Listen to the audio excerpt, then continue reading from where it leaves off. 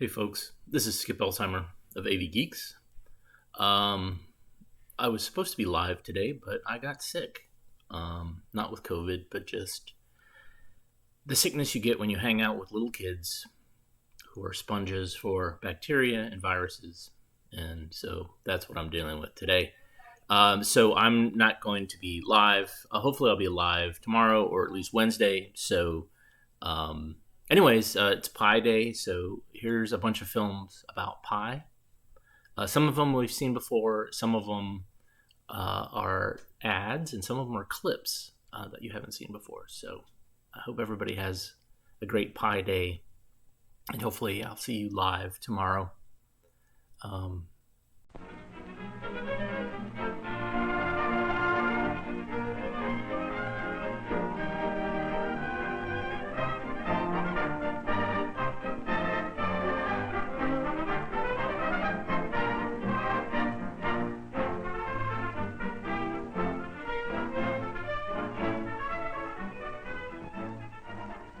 Circle, circle, circles. Still not sure what pi means. Radius, diameter, circumference. Where does pi fit in here? I just don't get it. Well, let's look at these notes again. Circles are among the most important of geometric concepts. We use them in machinery, in building, in art, for beauty and for utility. Yes? What else did Mr. Leonard tell us in math class about circles?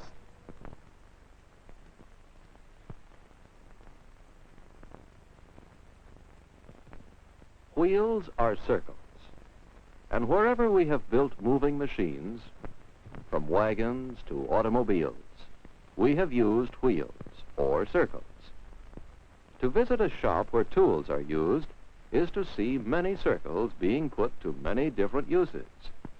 For a circle is useful, and it is beautiful. But how does that help me to understand pi? To understand circles, we must study them. Let's begin by getting our terms straight. Using a compass, it is easy to draw a circle. What are the terms to consider? Well, the center is the point around which the circle is described or drawn. Every point on that line is the same distance from the center.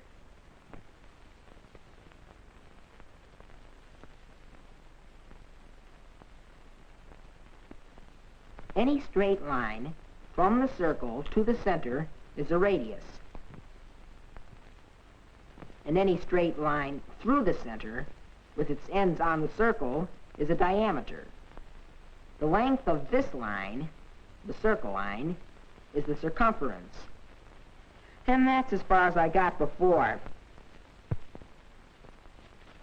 Except I drew a lot more circles. But what's this about pi? To understand circles means to be able to measure them and compare measurements.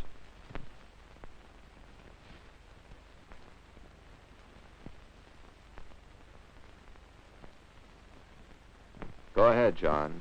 You can do it. That yardstick ought to do the job. Now, make a point in your circle so you'll know where you began to measure. Just roll your circle over the measuring stick until the arrow comes around again, and you have the length of the circle, or the circumference. It's 31 7/16 inches. You can measure a circle after all. It isn't hard to measure the diameter directly. If measuring will do it, well, here I go. And now you should know a lot about circles. Maybe even something about pi. You've measured a lot of circles. This sprocket wheel with a diameter 8.5 inches long has a circumference of 26 5/8 inches.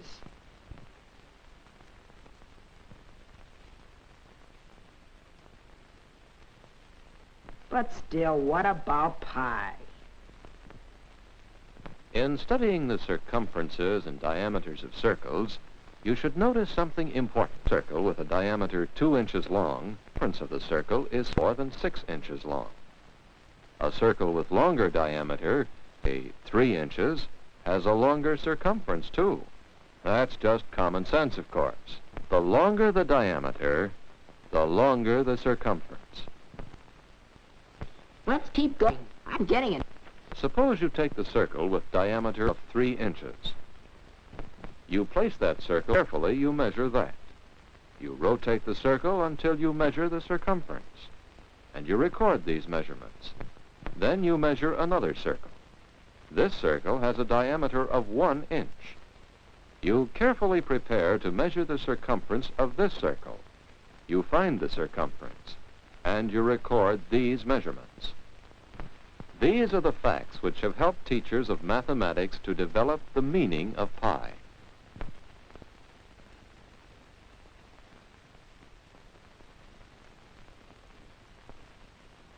I think I'm beginning to understand, but not quite. Let's think of the facts in a different way.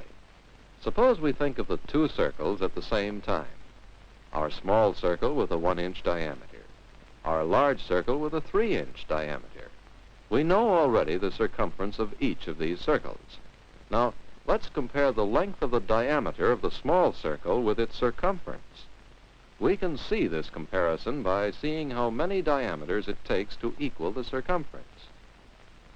We can see that it takes 3 diameters and a little more to equal the circumference of the small circle. What about the large circle? How many diameters will it take to equal the circumference of the large circle? Once again, we see it takes 3 diameters and a little more to equal the circumference. Is that true of all circles? The 3 and a fraction diameters of any circle equal the circumference of that circle? I should be able to answer that. Let's figure the ratio of those I've measured. Ratio of circumference to diameter. My first measurement was circumference 31 7/16 inches, diameter 10 inches. 3.14.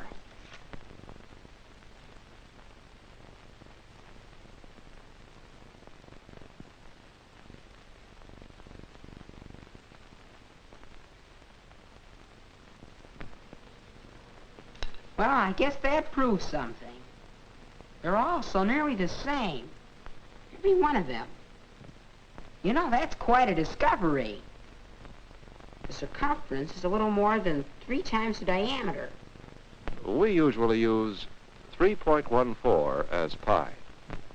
I didn't need to measure the circumference. To find the circumference, I could have just measured the diameter and multiplied by 3.14. And why couldn't I understand that when I read it before? Pi. Mathematical. The letter pi denoting the ratio of the circumference of a circle to the diameter. I'll bet I've read that a dozen times before and didn't know what it meant. The ratio of the circumference to the diameter. The value of this pi to 8 decimal places is 3.14159.265. Wow.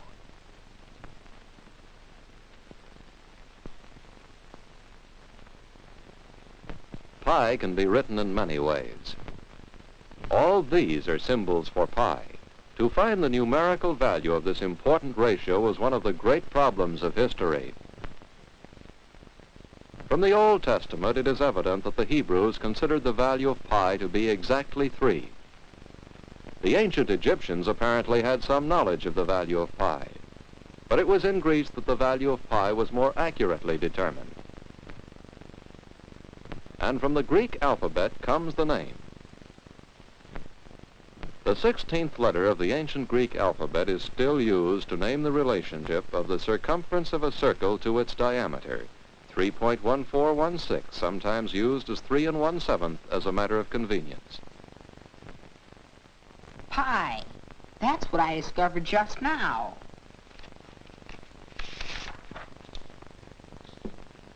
A circle.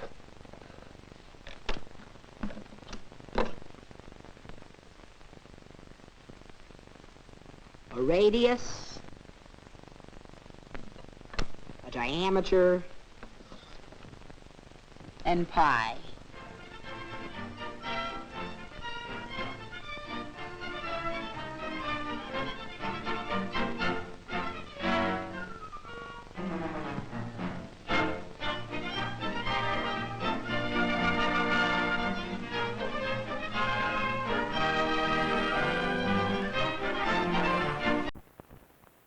Would you guess it?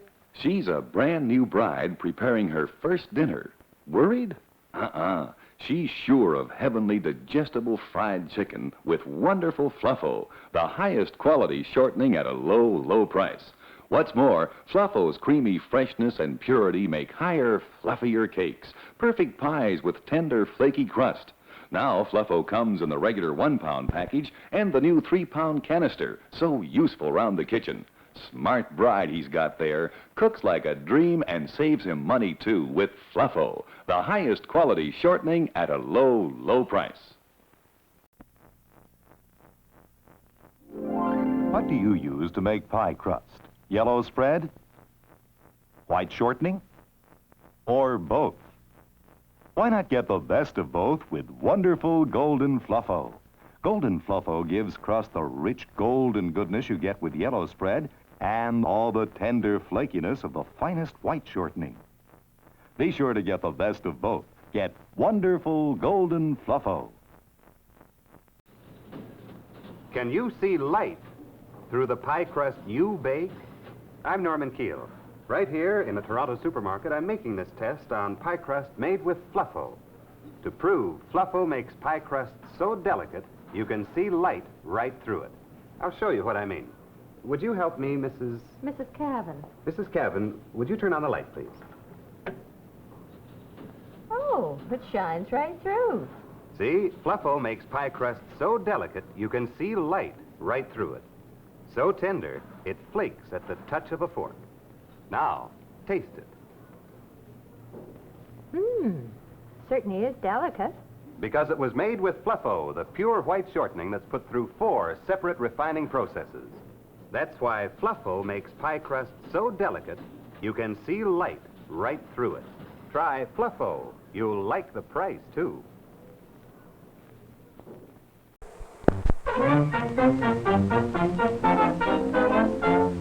Simple Simon met the pieman going to the fair.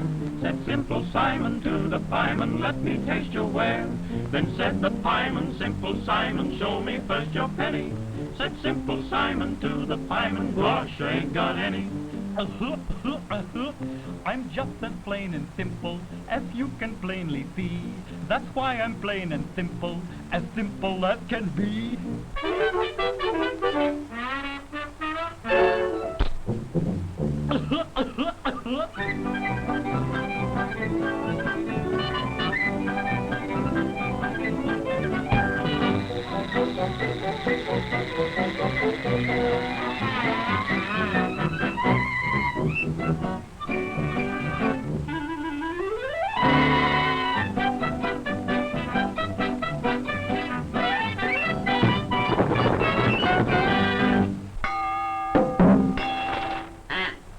He's just as plain and simple as you can plainly see.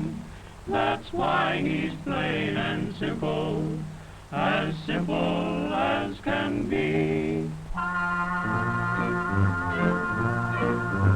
We're going to the fair. We're going to the fair. We've each a brand new penny. We spend it at the fair. We spend it at the fair, and then we won't have any. Our arches may be falling down. We'd walk 10 miles to see that clown.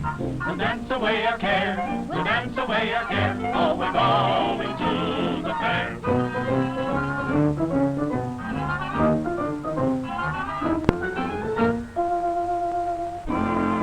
Won't you try a sample? gosh, I don't mind if I do.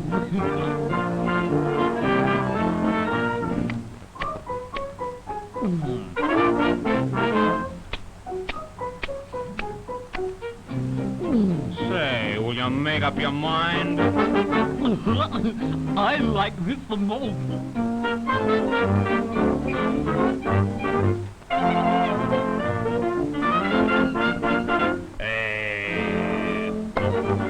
Come on, say, come on, come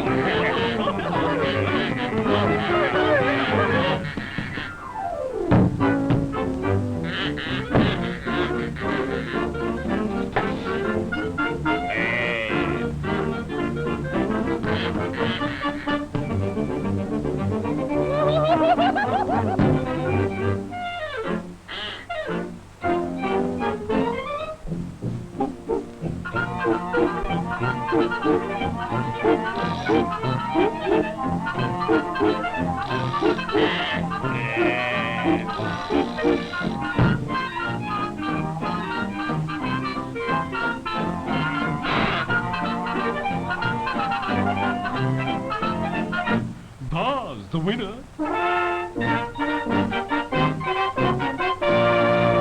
Who's the owner?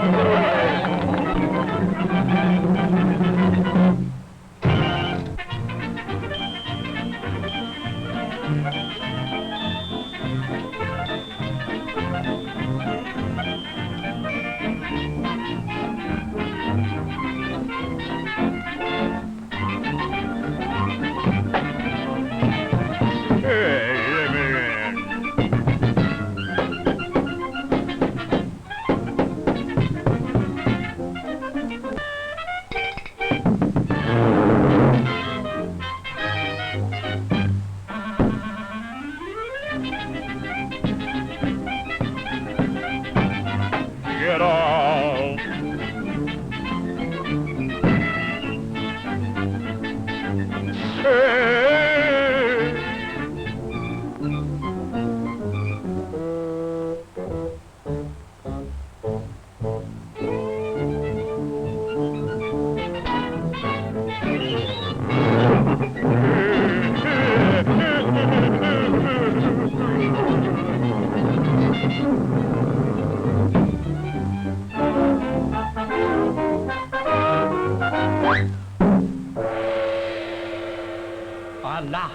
Allah, a lollipop.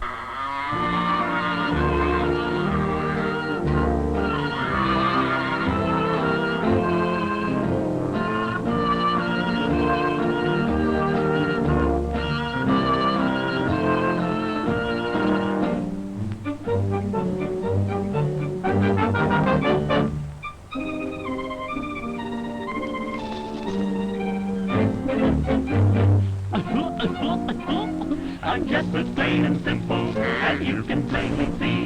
That's why I'm plain and simple as can be.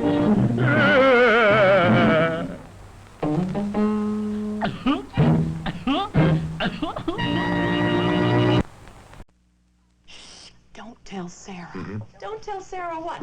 Well, I thought I'd try a dairy topping. Fine, but taste is what counts. Right. So try new Cool Whip extra creamy dairy recipe. Another Cool Whip? It's delicious. Cool Whip wouldn't make it any other way. Mmm, extra creamy. Tastes fresh as homemade, too. Taste is what counts. Cool Whip whip topping, original and new extra creamy dairy recipe. 2 great, fresh as homemade tastes. Cool Whip introduces the disappearing yogurt pie. It's so delicious. Watch it disappear. And so creamy. Watch it disappear. And so easy you can make it in only 5 minutes. Just mix crushed fruit with fruited yogurt. Blend in Cool Whip non-dairy whip topping. Spoon into a ready-made graham cracker crust and freeze. Then, Watch it disappear. the disappearing yogurt pie, a delicious dessert idea made with Cool Whip. Sarah Tucker, did I hear right? Yeah. If you heard there's no Cool Whip, you heard right. Strawberries without Cool Whip? At Tucker Inn? Now wait. This is a new topping. Better than Cool Whip. That I've got to try. Sure tastes fresh. This fresh taste reminds me of Homemade. Right. What is it, Sarah? New improved Cool Whip. Oh. Now taste as fresh as homemade. I'll say. New improved Cool Whip non-dairy whip topping. Now taste as fresh as homemade.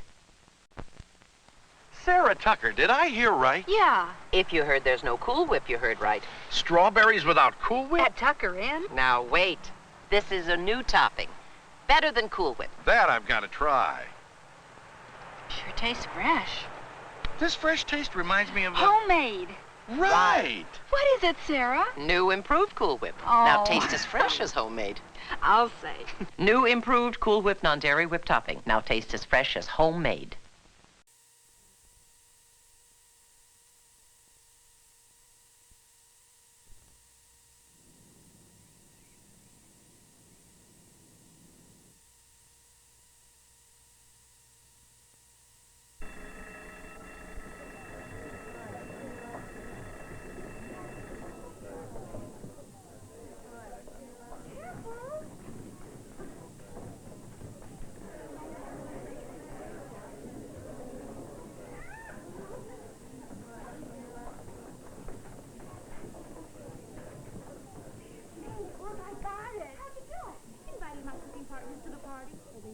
In class.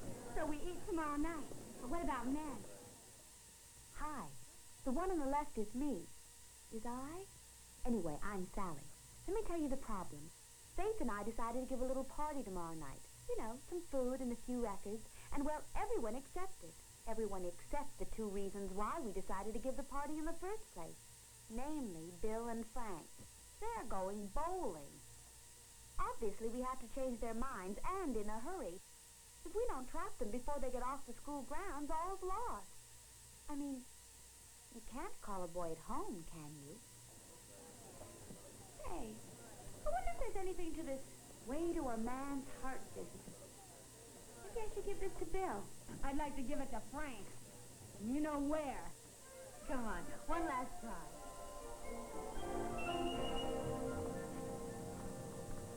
Turn on the time. Here they come. TTIF. They're the girls. Now, don't you weaken. Me? I'm a man of resolve. We bowl tomorrow night. You bet we do. Bill, I won't beat around the bush. I'm here to bribe you to our party with this delicious lemon cake, which is just a sample of tomorrow night's groovy menu. Look at all these recipes. I don't bribe. I do bowl. And I don't like lemon cake. Okay, so starve this weekend. What, with your mother away? I cook okay. I'll get along. Men are awful cooks. Oh, the worst. All the famous chefs are men. His next cliche will be, if you can read, you can cook. Men love that. Bill, don't bite. Well, it's true. If you can read, you can cook. Well, that leaves you out, Frank. The rest was easy. Soon even Frank was poo-pooing cooking and protecting manhood. Finally, we suggested they put up or shut up, and the bet was on.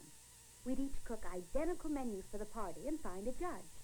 They balked a bit, but we convinced them they had nothing to lose. And if we lost, we pay for their bowling next Saturday night. To top it off, we let them pick the menu. Choose your weapon. Pan-fried chicken. Super-duper biscuits, and all-American apple pie. Fried chicken, biscuits, and pie it is. Party's at 7. Okay. A man of resolve. 3/4 cup sugar. 6 medium cooking apples. 6 Medium, apples, cinnamon. Have that. Plenty of sugar and flour, too. Okay. Oh, and we need some shortening or butter or lard or something for the crust and biscuit. Use shortening. Oh, say, I'm almost out. Buy some. Oh, well, we're okay there, Mom. We can use some of this oil instead. No, Sally. For salads, that's fine. For your job, you stick to solid vegetable shortening. Well, why when we have this? Well, for one thing, the recipe calls for it. You start substituting, your pie crust might not be as tender and flaky as you'd like. And it's all-purpose. And because you've used it since you were a blushing bride. Well, it does look white and creamy. It is creamy. It blends beautifully, which makes your dough so easy to work with. All-purpose. Then we can fry the chicken in it, too. You bet. A good vegetable shortening doesn't have any taste of its own. You can be sure your fried chicken won't taste greasy. Sold. Greasy chicken is not on the menu. Okay, now we've listed chicken and milk. That's it. Let's make like shopping. Say, maybe we should shop for the boys. Since Bill's mother's away, I mean, to be fair, who wants to be fair?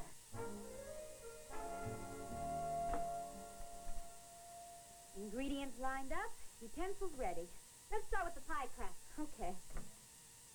Bye, hon. Bye.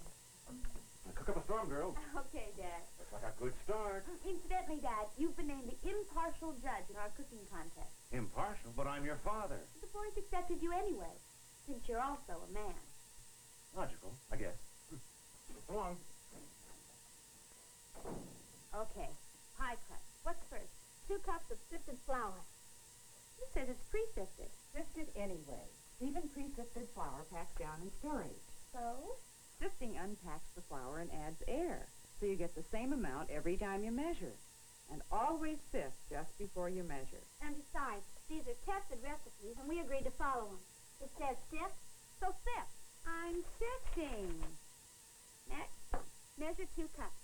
Spoon sifted flour into measuring cup without shaking or packing down. Level off top with spatula.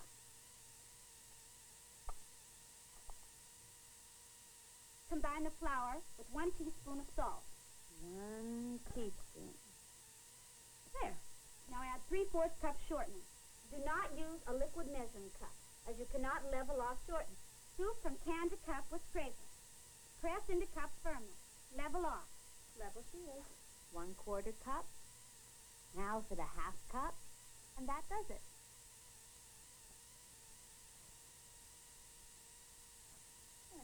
With a pastry blender or 2 knives, cut in shortening until uniform. Oh, if you dip the blender in the flour first, Sally, the shortening won't stick to the blender blade. Okay. Says mixture should be fairly coarse. Why don't you start with the apple pie filling while I do this? Okay.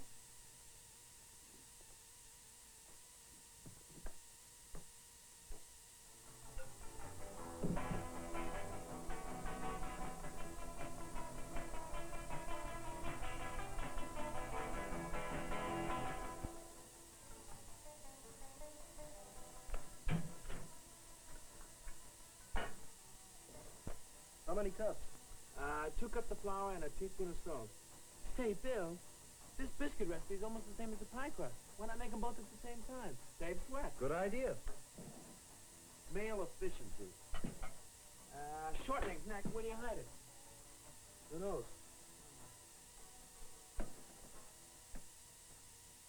Hey, this'll do. How much? 3/4 of a cup of the pie crust, 1/3 cup of the biscuits. Say, that's oil, not shortening. What's the difference? They're all fat. Lard, butter, margarine, oil. Says shortening. Same thing. 3 teaspoons of baking powder for the biscuits, none for the pie.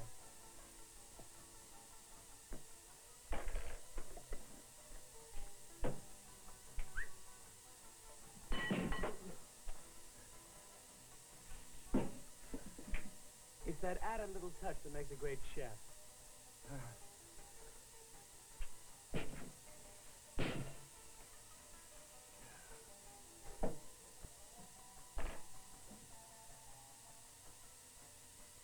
Hey, which one has a baking powder? The one that will rise. Hopefully the biscuits. This is a pie crust. I'm sure of it. I Form that into a dough ball while I get the stuff to roll it.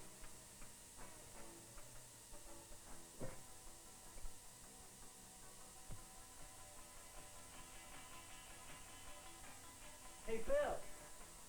Getting a little bowling in after all.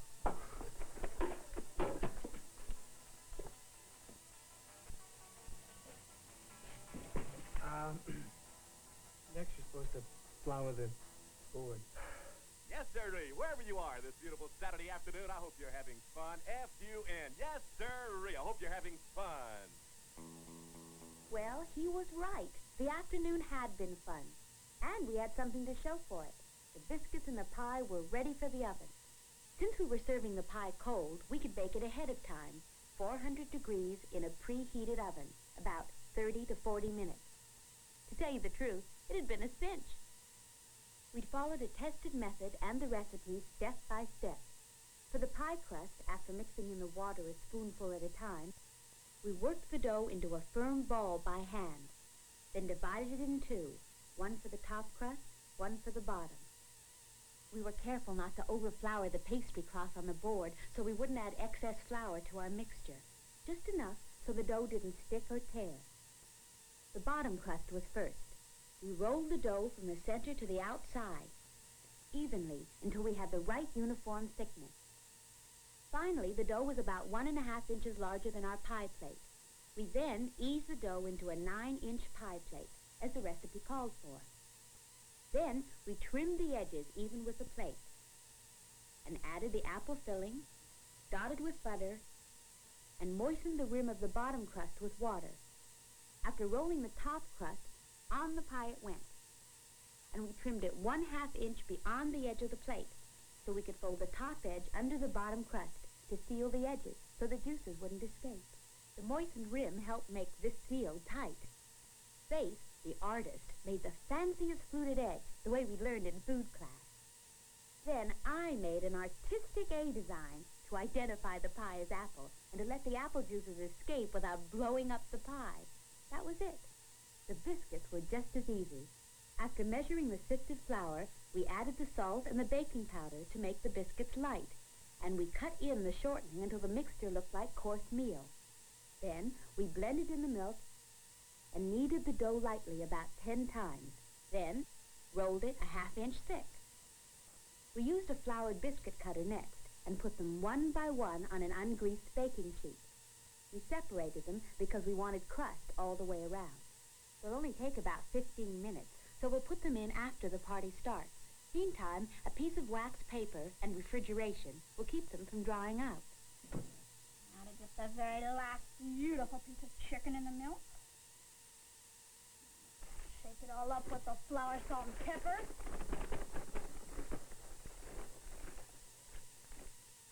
Voila! All ready for frying.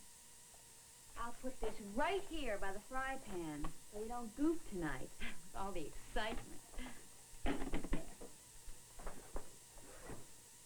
How's the pie? Oh, it's beautiful. Good. That's worth 15%. Come here, look. You're the judge. Uniform brown crust with attractively finished edge, 15%.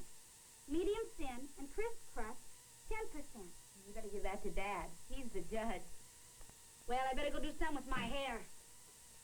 Or I won't get 15% for an attractively finished edge. I wonder how the boys are doing. Yeah, it's getting late. I just hope they started.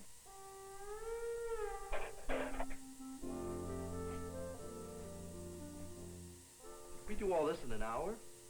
It wasn't easy. Hey, give me that fork so I can flip this flippin' pie, will you?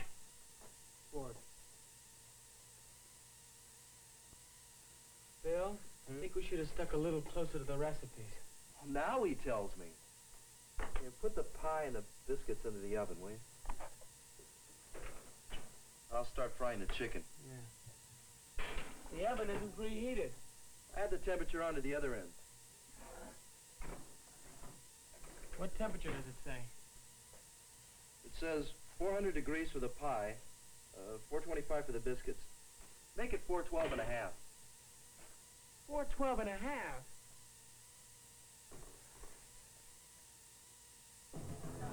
Think of giving tranquilizers instead of chicken. Your boy still not here? Not yet. That smells good. You wouldn't give your old father a sample, would you? You're not my father. You're the judge. Out. Oh, Sally, I don't think you're supposed to cover that. After browning chicken in 1.5 to 2 cups of shortening for 10 to 15 minutes, cover, reduce to low heat. Unquote. We want it tender, don't we? Well, is there enough shortening in there? You don't want it to stick to the pan.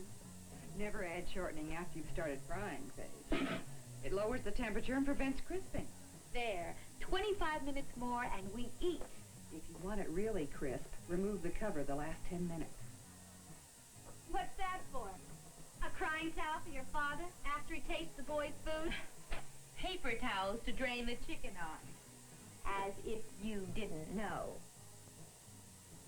Say, maybe I should walk over to Bill's. I mean, well, they may need help. Traitor.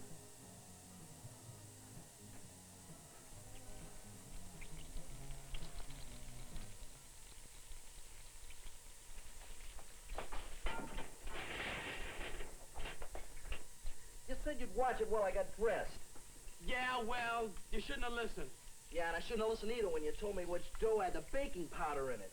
Me? You were the one who was so all-fired sure. You were the one who was such a big hurry, not me. I'm sorry. Yeah, and I'm the one who can read, but didn't. I think I'm going on a diet. Tonight. Hey! The party's jumping. The judge waits. I know. My folks will be home tomorrow. So who needs sleep? Come on, let's go. We're all hungry. Here goes nothing. I can't even gloat. It all looks so awful. And that's the only 12-inch, 9-inch pie I've ever seen. And the floppiest, too. Oh, I'll take it in. Be right back. All right, everybody. Now, don't tell me which end is whose, because I want to be fair.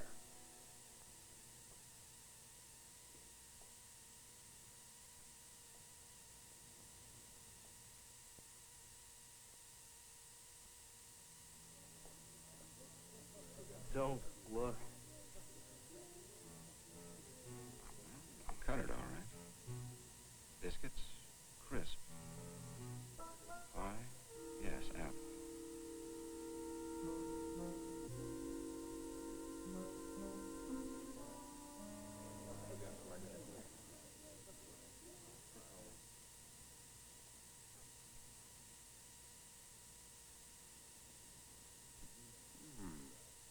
Crisp, juicy.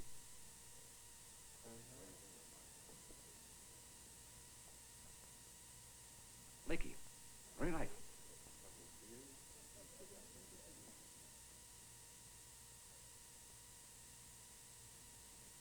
Nice crust.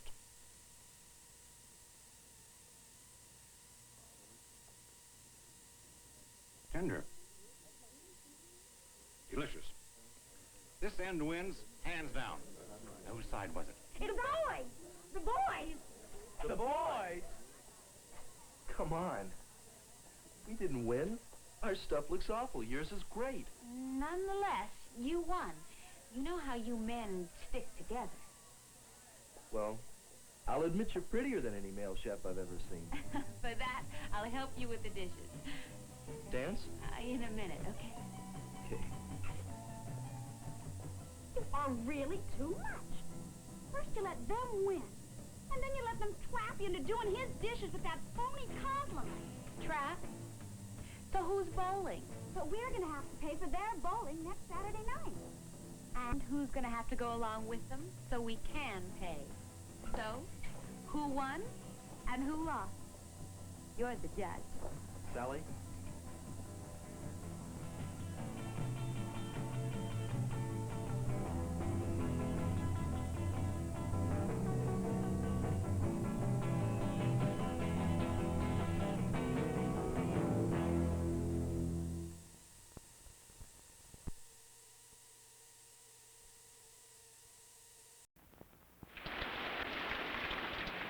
We're in apple country, and rain or shine, we're going to compare Mrs. Hurlbut's apple pie with Sara Lee's.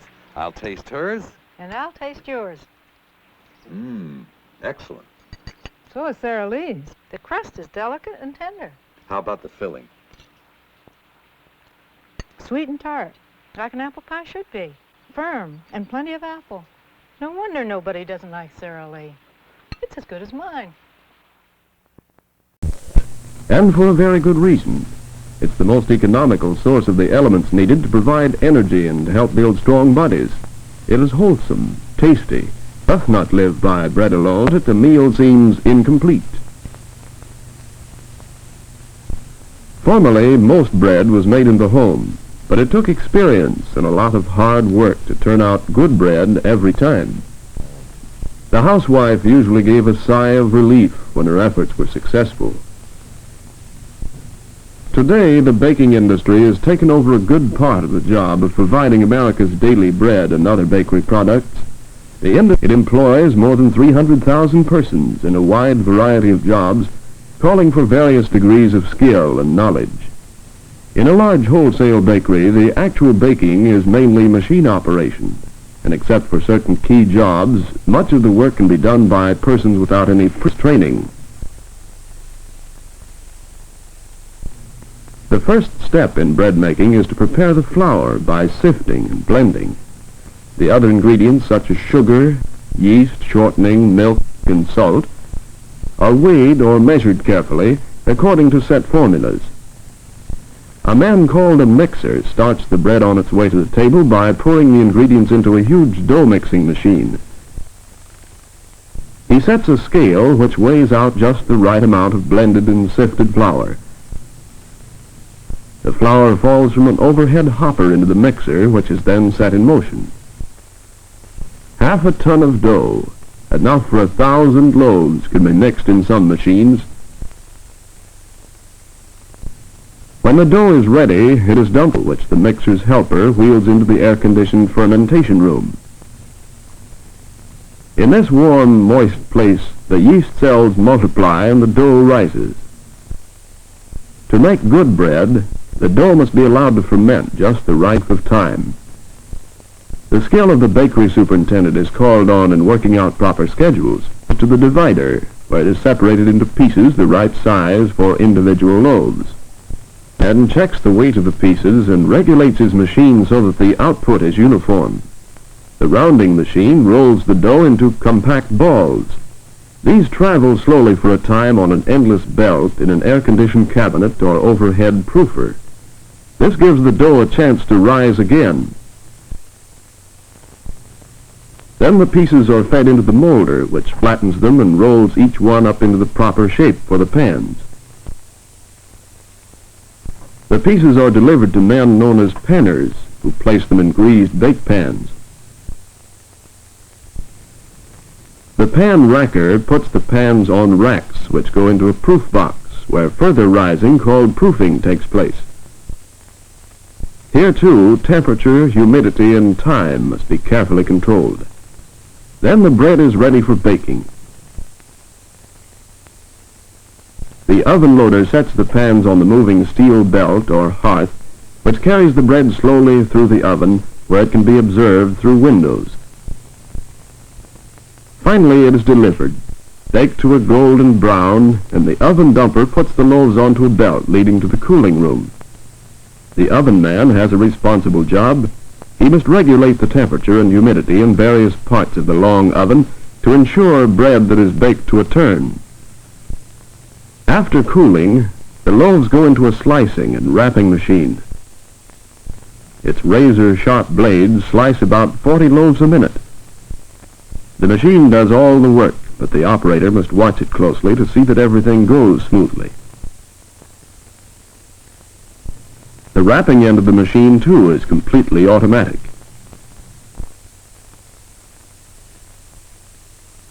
Wholesale bread is usually distributed by route salesmen delivering to stores and restaurants all over the city. But this mass distribution has not put the small retail bakery out of business by any means.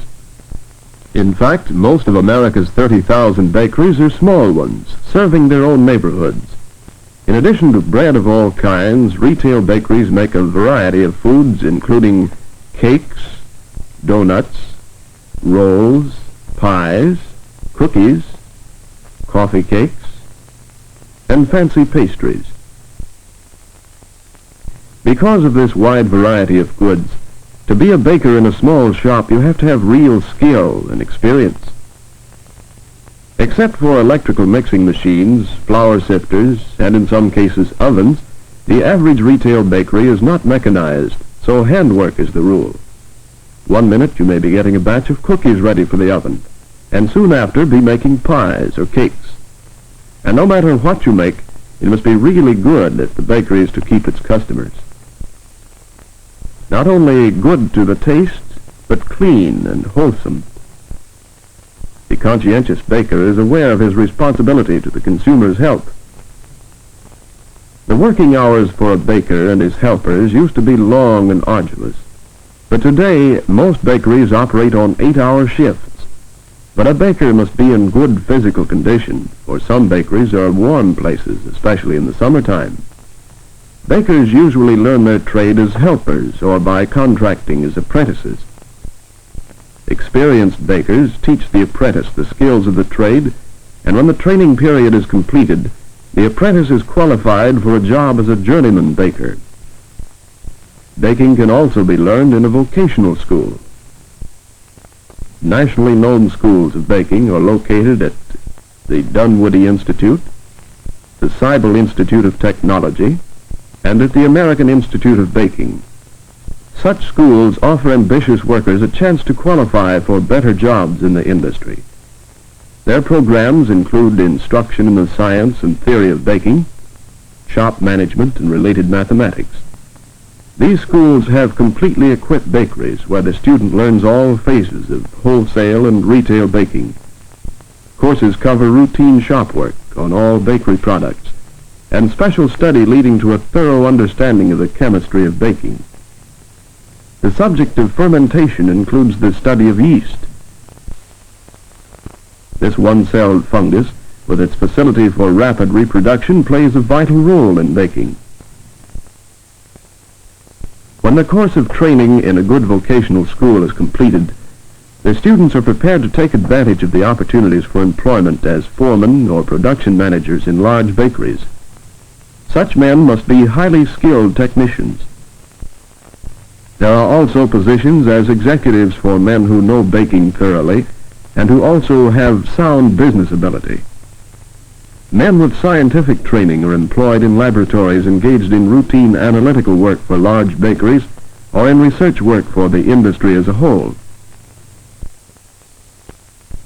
In some bakeries, women are employed in light work such as putting frosting on rolls or cakes. But in retail business, women are in greatest demand as salespersons. Here, a pleasant manner and courtesy are necessary. For women with exceptional ability, there are jobs as store managers for neighborhood retail bakeries and for companies which operate chains of retail sales rooms in large cities. Owning your own bakery is an attractive goal to those who know baking and enjoy the work. But you must also know management and have enough business ability to handle the bookwork, which is a part of any commercial venture.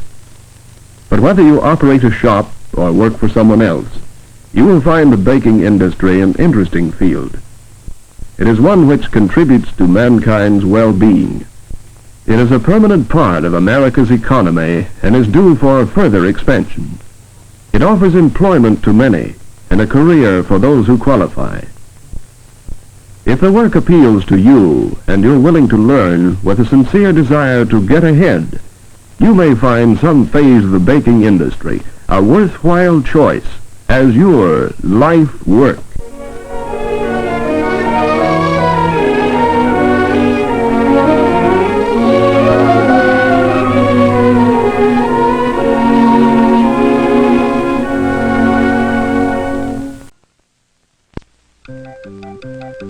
You get a big delight in every bite with wonderful Hostess cream-filled Twinkies. Delicious Hostess Twinkies pick you up, up, up, and never let you down, 'cause they taste so good. Luscious, creamy white filling inside, surrounded by soft, golden sponge cake. Great for snacks and lunchbox treats. You get a big delight in every bite. Hostess cream-filled Twinkies. Hostess fruit pies in cherry, apple, berry, and other favorite flavors with more fruit filling than crust, with a flaky, soft crust that's sugar-glazed. Snack time, anytime. You get a big delight in every bite. Hostess fruit pies. Well, you know what grows great with pie is coffee. And you can buy us coffee at ko-fi.com/avgeeks. And you can hit the like button and the subscribe button. And yeah, I'll see you guys later this week. Take care.